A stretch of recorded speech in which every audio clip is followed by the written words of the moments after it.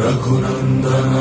रघुनंदन रघुवर सेवन रघुपति चायन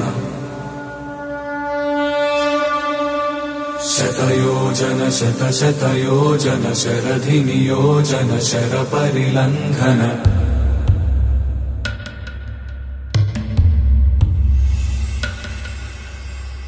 रघुनंदन रघुनंदन रघुवर सेवन रघुपति चायन शतयोजन शतशतयोजन शरधि नियोजन शर परिलंघन हरिभाजन हरिभाजन हरिमद भाजन दशमुख कंपन बड़वाकृत बड़वाकृत बड़बाणलकृत बहुभस्मार्च